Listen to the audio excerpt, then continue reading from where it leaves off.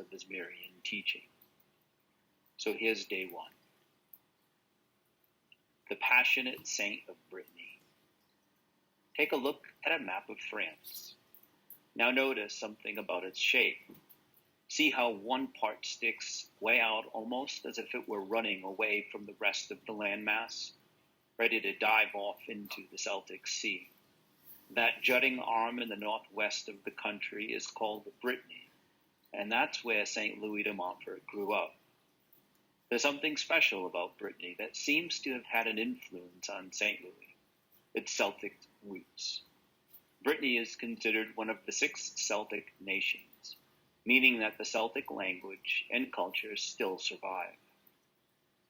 So scratch that part about Brittany being ready to dive into the Celtic Sea. It's already in and swimming.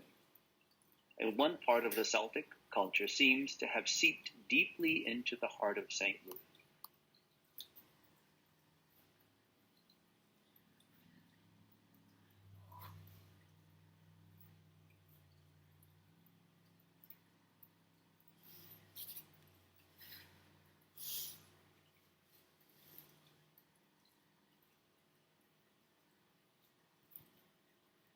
The high-spiritedness of its warriors.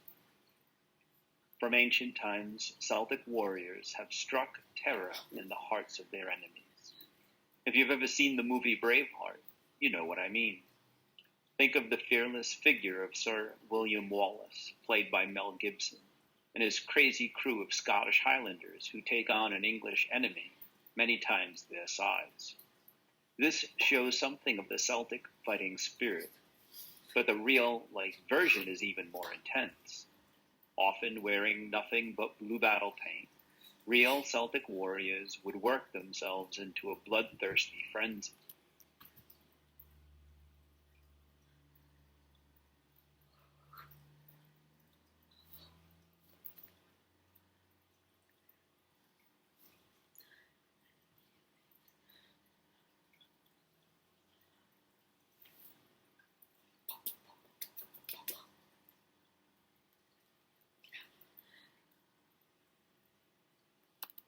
Rush into combat, screaming their heads off, and wildly slash, bash, and slice their way at their enemies with huge two-handed swords.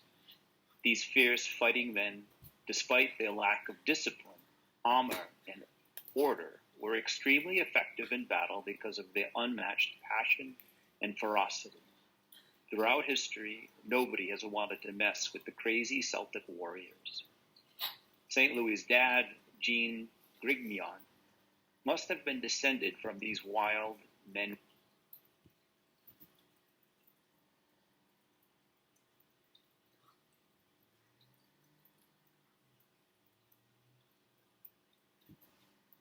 Warriors, but nobody wanted to mess with him either. In fact, he was known for having the most fiery temper in all of Brittany. As one author puts it, he was a volcano frequently erupting. St. Louis, on the other hand, was as gentle as a lamb, right? Wrong.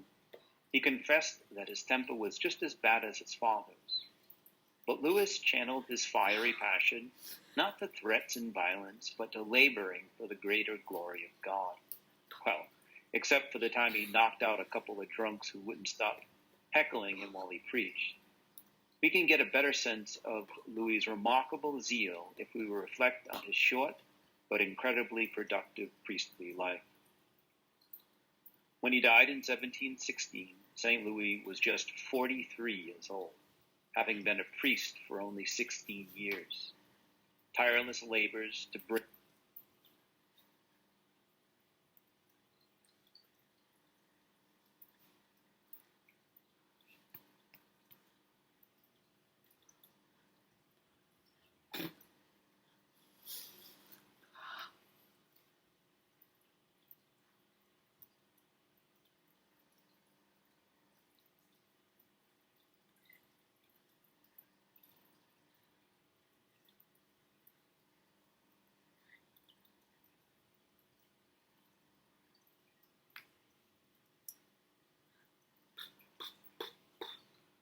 bring souls to Jesus through Mary, especially by his preaching and endless succession of parish missions, brought about his early death. As if these life-sapping labors weren't suffering enough, Louis had to bear vicious persecution from the clergy and Jansenist heretics, even to the point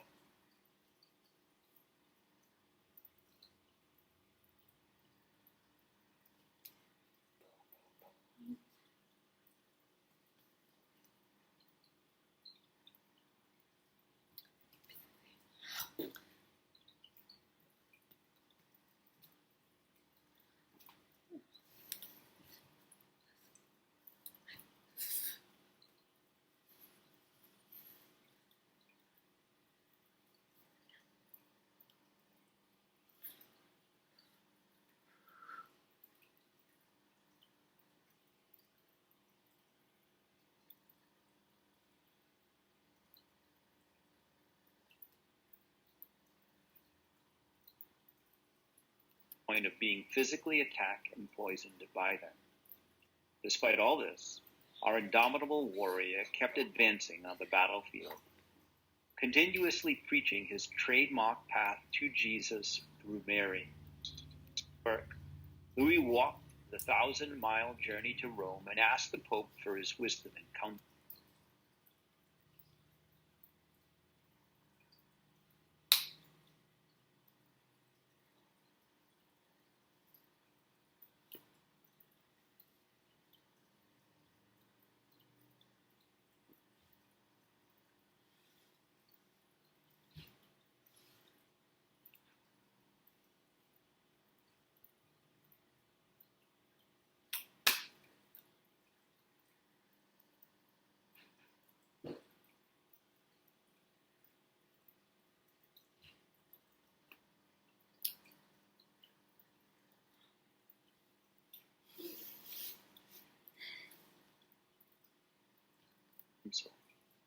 The Pope not only told him to go back to France and continue preaching, but awarded him the title Apostolic Missionary.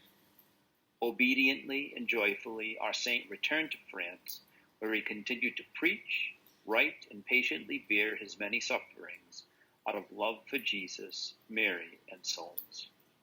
St. Louis' passion and zeal lit a fire in young Karol Wojtyła, the future Pope John.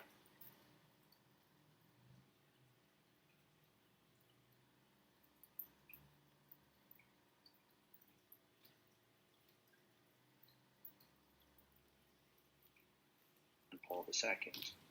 A few years before his death, the Pope was able to realize a lifelong dream and visit de Montfort's tomb.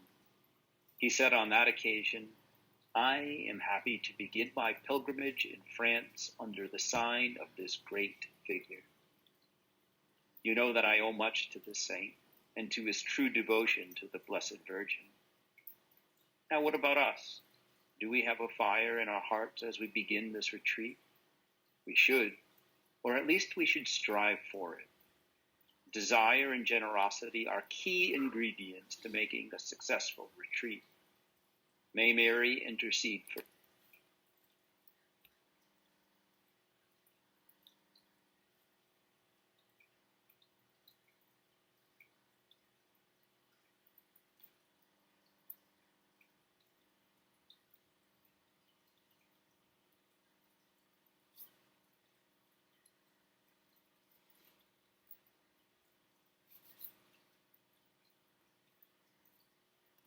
us, and may the Holy Spirit fill us with a passion to conscientiously make these days of retreat, despite any fatigue, distractions, or obstacles.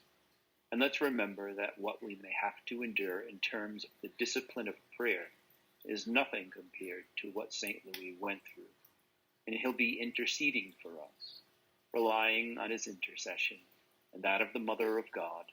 Let's resolve right now to dedicate ourselves to this retreat with the intensity and zeal of a Celtic warrior.